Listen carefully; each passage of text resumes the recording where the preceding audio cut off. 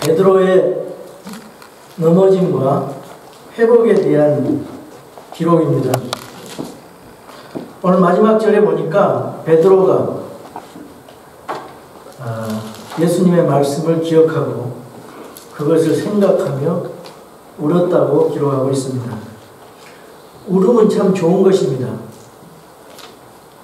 그런데 그 울음의 이유가 무엇인가? 어떤 사람은 장례식에 가서 자신하고 관련도 없지만은 그 분위기상 곡해주는 그런 사람들의 울음도 있고, 어떤 사람은 슬퍼서, 어떤 사람은 분해서, 또 어떤 사람은 자기 잘못을 회개함으로 우는 그런 여러 가지 울음이 있습니다. 우리 예수님도 우셨더라고요. 나사로의 죽음을 보면서 요한복음 11장 35절에 보니까 Jesus wept. Jesus wept. 그게 가장 성경에서 가장 짧은 절입니다. 그 나사로의 죽음을 보면서 인간이 죽을 수밖에 없는 그 저주 아래 있구나, 절망 아래 있구나, 이것을 보면서 생각하고 울었을 것입니다. 여기 그 가룟 유다가 나오고요, 베드로가 나오는데, 가룟 유다는 예수님을 배반하고 돈을 주고 팔았습니다. 그런데 자살했습니다. 후회는 했는데 자살했어요. 회는 했는데 개가 안 됐어요. 그런데 베드로는 회개했습니다. 베드로는 자신의 잘못을 돌이키고 돌이키고 그리고 고쳤습니다. 그러니까 울기만 하면 안 되고 고쳐야 됩니다. 찬송가에도 울어도 못하네, 믿으면 되겠다, 그런 찬송가도 있는 것처럼 우리는 예수님을 믿고 마음과 생각을 바꿔야 합니다. 회개의 문제는 자신의 의지에 대한 문제입니다. 회개는 책임이 동반되는 것입니다. 부모가 해주는 것도 아니고, 부부가, 배우자가 해주는 것도 아니고, 각자가 해야 될 책임입니다. 각자가 그 말씀에 대한 반응인 것입니다. 자식이 잘못하면은 부모 책임도 있지만은 부모가 부모에게 원망 불평할 필요가 전혀 없습니다. 자신 문제이기 때문에, 자신의 각자의 문제이기 때문에, 그리고 그 문제로 인해서 책임이 따르기 때문에 부모를 원망할 필요가 없어요. 본인 책임인 것입니다. 아담과 이브가 죄를 지었는데 그 하나님 책임이 아닙니다. 다 각자 책임입니다. 여기 오늘 완벽한 스승인 예수님께서 제자들을 3년 반 동안 열심히 가르쳐 놨어요. 그런데 거기에 배반자 가룟 유다가 나왔습니다. 또 일시적으로 타락한 베드로가 여기 나오고 있습니다. 베드로는 예수님을 3번씩이나 부인했습니다. 그 책임은 예수님에게 있지 않습니다. 각자 자신들에게 있는 것입니다. 그래서 우리는 항상 내 탓이다, 이런 마음을 가져야 됩니다. 부모 탓도 아니고 하나님 탓도 아니고 예수님 탓도 아니고 본인 탓입니다. 오늘 베드로의 사건을 보면서 인생의 실패와 그리고 신앙의 실패를 하게 될 때 어떻게 우리가 그것을 극복하고 회복해서 우리가 다시 설 수 있는지, 또 우리가 어떻게 이웃이 회복될 수 있도록 도와줄 수 있는지 살펴보기로 하겠습니다. 여기 베드로가 왜 실족하게 됐는가? 왜 베드로가 넘어지게 되었는가? 우리는 그것을 어떻게 예방할 수 있는가? 한번 살펴보겠습니다. 첫 번째로 베드로가 넘어진 이유는 비교의식을 가지고 있었기 때문입니다. 그래서 우리는 넘어지지 않기 위해서는 비교의식을 버려야 됩니다. 베드로가 완벽한 스승인 예수님에게 교육을 받았습니다. 그런데 왜 실족을 했겠습니까? 여기 오늘 본문 마가복음 14장 27절에서 31절의 말씀을 보니까 거기 27절에 예수님께서 그들에게 이르시되 이 밤에 너희가 다 나로 인하여 실족하리라. 예수님께서는 다 나로 인하여 실족한다고 예고를 했습니다. 기록된 바 내가 목자를 치리니 양들이 흩어지리라 하였느니라. 스가랴서 13장 7절의 말씀 예언을 가지고 예수님이 하신 말씀입니다. 29절에 보니까 베드로가 그분께 이르되 모두가 다 실족할지라도 나는 그렇지 아니하리이다 하매 예수님께서 그에게 이르시되 진실로 내가 내게 이르노니 이날 곧 이 밤에 수탉이 2번 울기 전에 내가 3번 나를 부인하리라 하시니라. 그러나 그가 더욱 열렬히 말하되 내가 주와 함께 죽을지언정 결코 주를 부인하지 아니하리이다 하매 그들도 다 그와 같이 말하니라. 여기 오늘 본문 이 말씀에 보니까 27절에 너희가 다 실족하리라고 예수님 말씀하시는데 베드로는 비교의식을 가지고 그런 그 성격을 가지고 있었어요. 베드로는 나는 안 그랬다는 거예요. 그러지 않겠다는 것입니다. 요한은 주님을 버려도, 안드레는 주님을 버려도, 야고보가 주님을 버려도 자기 자신은 버리지 않겠다는 것입니다. 베드로가 비교의식을 가진 사람이라는 걸 또 어디서 알 수 있냐면 요한복음 21장에 보니까 예수님께서 부활하셔서 고기 잡고 있는 베드로에게 나타났습니다. 내가 아직도 나를 사랑하느냐?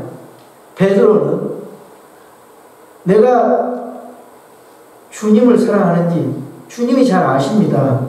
그러니까 예수님께서 내 양들을 먹이라. 내 양들을 좀 잘 돌봐다오. 이렇게 부탁하시는 장면이 있습니다. 그러면서 주님은 네가 나중에 영광스러운 그런 순교의 죽음으로 죽을 것이다. 그런 말을 합니다. 그러니까 21절에 자기가 그렇게 죽는다라니까 금방 또 비교하는 마음으로 주님, 이 사람은 어떻게 되겠습니까? 이 요한에 대해서 물어보는 것입니다. 그러니까 예수님께서 요한복음 마지막 절에 요한은 오래 살아서 나의 재림을 증언할 것이다. 그러면서 요한이 어떻게 죽을 것인가에 대해서 예언을 했어요. 예수님의 예언대로 요한은 에베소 교회에서 자연사였습니다. 90세가 넘게 복음을 전하다가 로마 제국의 박해 때문에 밤모샘에 유배되어서 거기서 예수 그리스도의 재림과 예수 그리스도의 영광스러운 모습을 환상으로 보고 요한계시록을 작성했습니다. 기록했습니다. 야지는 그 비교의식, 베드로가 굉장히 열정을 가지고 나서고 또 실수하고 그런 것을 볼 수가 있습니다. 참 이 비교의식을 가지고 살아가는 것, 또 주변을 의식하고 사는 그런 삶은 굉장히 피곤한 삶을 피곤하게 만드는 것입니다. 그 삶을 좌절하게 만듭니다.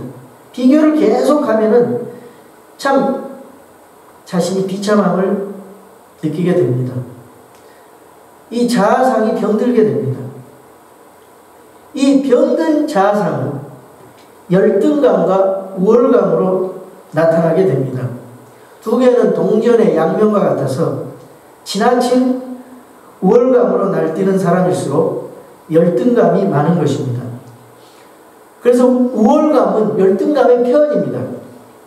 열등감이 많아서 그것을 숨기기 위해서 괜히 우월감을 가지게 되는 것입니다.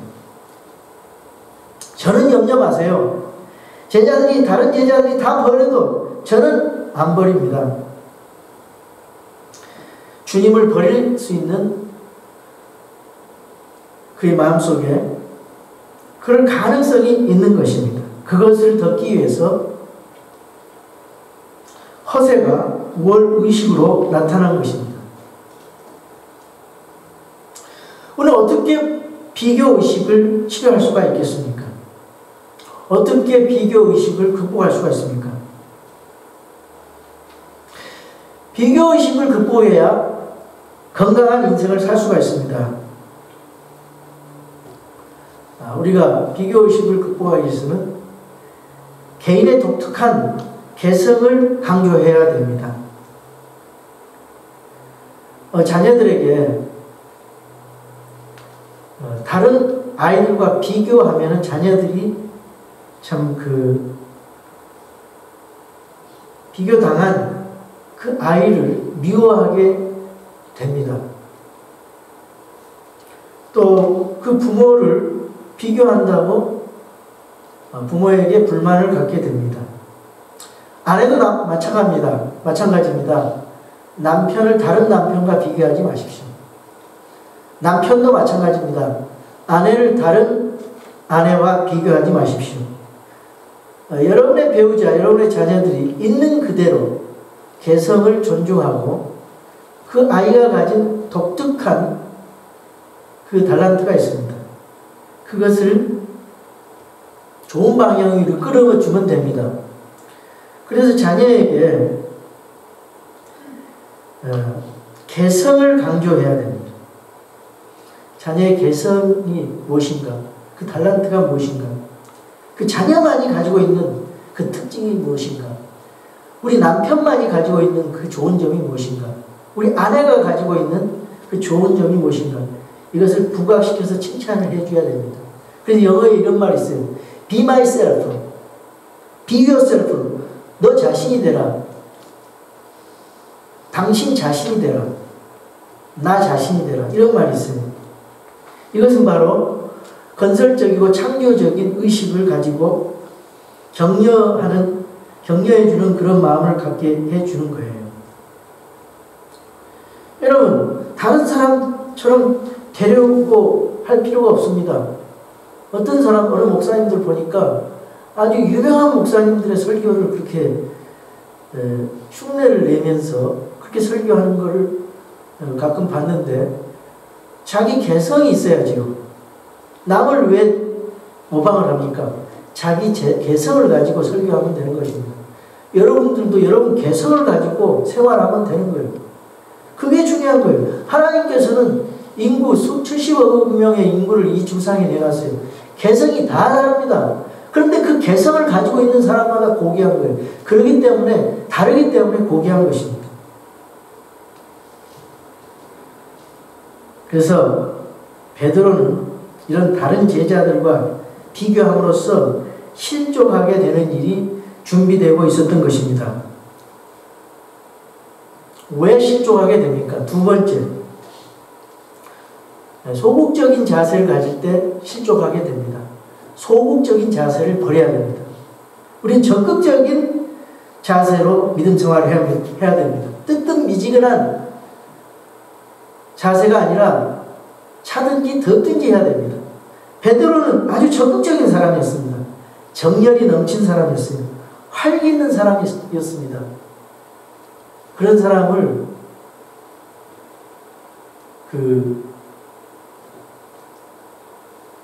여기 장의 사람이라고 장. 내장 있죠.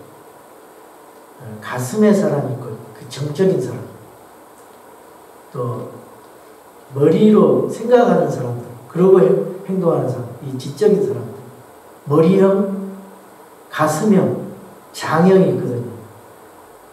그냥 앞뒤 생각 안 하고 그냥 행동부터 나오는 그런 사람이었어요. 항상 다른 제자들보다 앞다투어서 주님을 따랐습니다.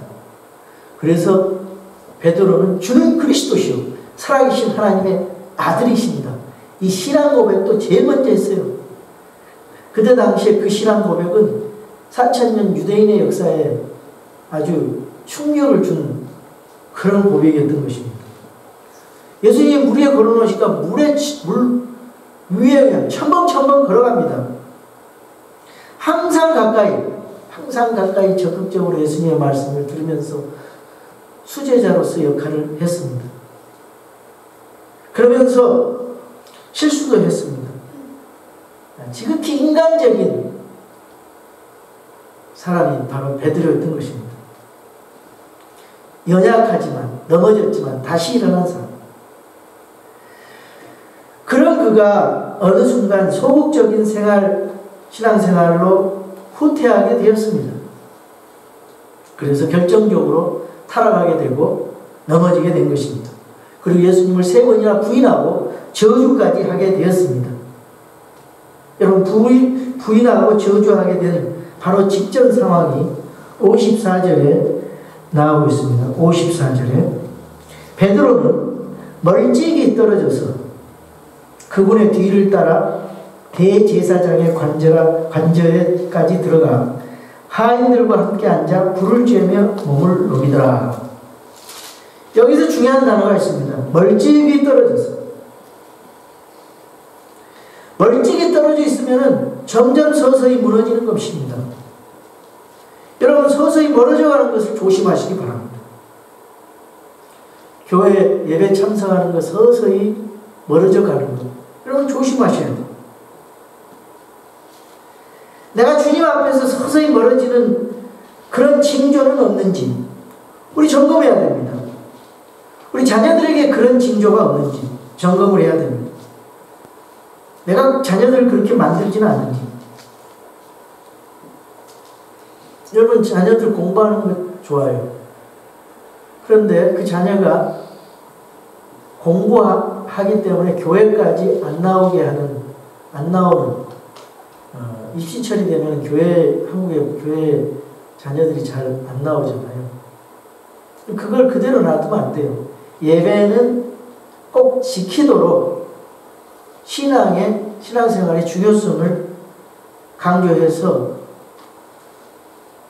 부모가 잘 잡아줘야 됩니다.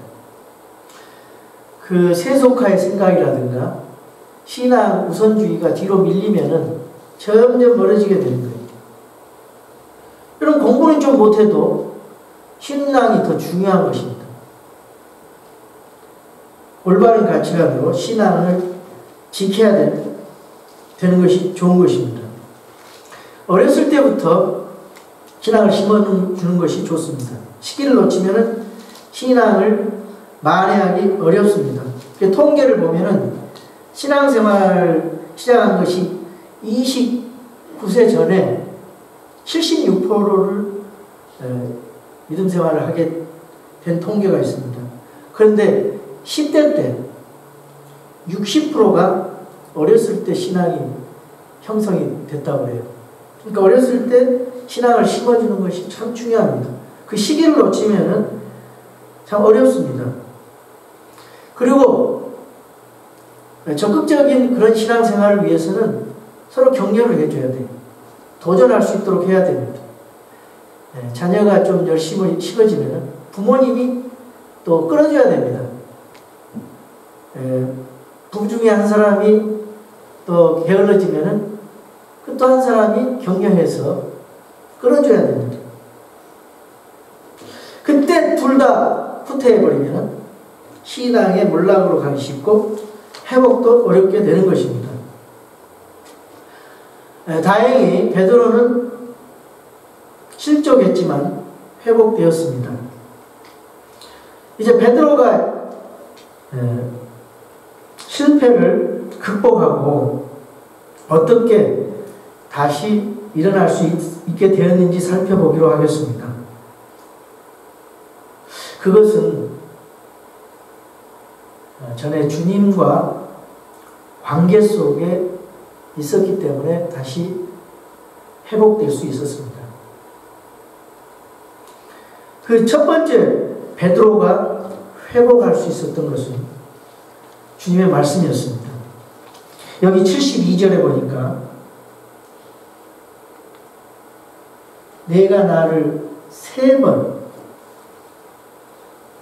예수님께서 자기에게 하신 말씀, 곧 수탉이 2번 울기 전에 내가 나를 3번 부인하리라 하신 주님의 말씀을 기억하고 그것을 생각하며 울었다고 말씀하고 있습니다. 여러분, 말씀이 생각났다는 것은 매우 중요합니다. 부모가 어릴 때부터 말씀을 많이 들려주는 일이 중요합니다. 디모데는 어떻게 해서 그렇게 훌륭한 목회자가 됐습니까? 할머니와 어머니 로이스와 유니게로부터 어렸을 때부터 하나님의 말씀을 들었습니다. 하나님의 말씀을 읽어줬을 것입니다. 그래서 그 말씀이 씨앗이 어린 디모데에게 뿌려지게 되어서 그렇게 훌륭한 주님의 복음을 전하는 목사님이 되었습니다. 디모데는 에베소 교회의 목사였습니다.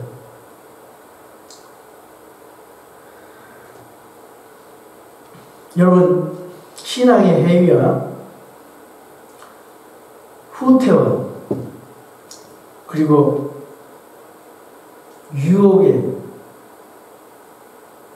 유혹에서 우리가 헤어날 수 있는 방법은 바로 하나님의 말씀입니다.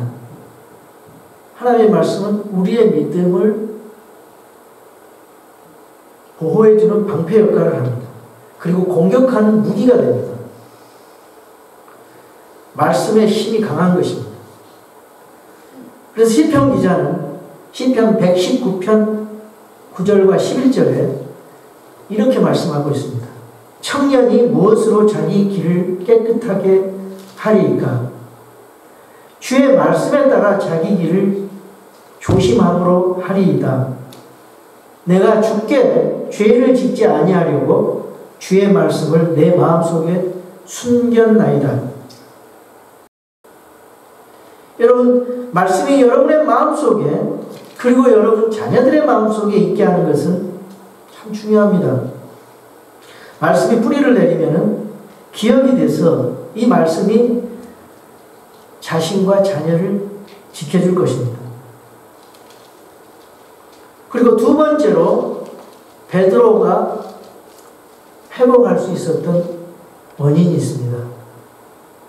그것은 주님의 중보 기도입니다. 주님의 기도가 있었기 때문입니다. 누가복음 22장 31절에서 32절에 보면은 이런 말씀이 있습니다. 또 주께서 이르시되 시몬아 시몬아 보라 사탄이 너희를 밀가부르듯 하려고 너희를 갖기 원하였으나 32절 내가 너를 위하여 내 믿음이 취하지 않도록 기도하였은즉 너는 돌이킨 뒤에 내 형제들을 강하게 하라 하시니 예수님께서 베드로를 위해서 중보 기도를 해주셨다고 말입니다. 주님은 베드로가 타락하고 또 다시 일어날 것을 아셨습니다. 그래서 돌이킨 뒤에 내 형제를 굳게 하라 하신 것입니다. 베드로의 회복은 주님의 중보 기도의 덕분입니다. 자녀들 부모 마음대로 할 수가 없고 한계를 느낄 때 내가 어떻게 할 수가 있습니까? 그럴 때는 자녀를 위해서 축복하고 기도해야 됩니다. 내가 어떻게 내 힘으로는 할 수 없을 때 우리는 하나님 앞에 기도해야 됩니다. 그 기도는 우리 믿는 자의 특권입니다. 하늘의 보화를 끌어내리는 도구입니다. 여러분, 그리고 변함없는 사랑의 눈으로 인내하면서 지켜봐 줘야 됩니다. 왜? 예수님께서 베드로를 타락할 걸 아시고 부인할 걸 아시고 다시 회복할 것을 아시기 때문에 베드로를 계속해서 변함없는 사랑의 눈으로 인내하면서 지켜봐주고 기도해왔던 것입니다. 누가복음 22장 61절에 이런 말씀이 있어요. 주께서 돌이키사 베드로를 바라보시니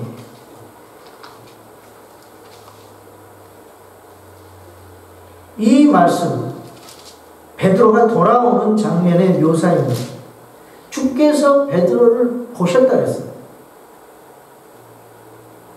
그 다음 부분은 72절에 베드로가 주의 말씀 곧 수탉이 2번 울기 전에 3번 나를 부인하리라.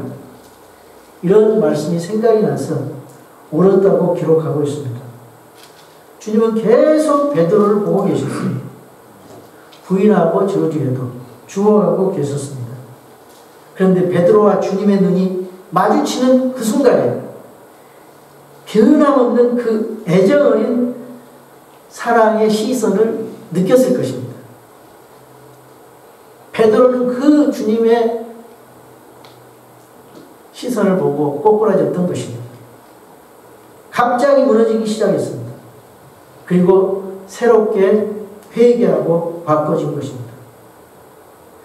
그래서 우리가 사랑의 눈으로 계속해서 지켜본다는 것, 기도의 마음을 가지고 인내로 지켜본다는 것은 우리 자녀들에게 부모가 그렇게 지켜본다는 것은 자녀가 잘못돼도 다시 돌아올 수 있는 가능성이 있는 것입니다. 여러분의 신앙이 흔들립니까? 자녀들이 방황하고 흔들리고 있습니까? 애정 어린 시선을 거두지 마시기 바랍니다. 그리고 주님이 여러분과 자녀들을 바라보고 계신다는 사실을 기억하시기 바랍니다.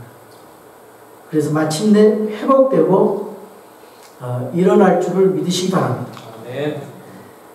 자녀들은 건강하게 세워져서 돌아올 것입니다. 여러분의 배우자도 다시 돌아오게 될 것입니다.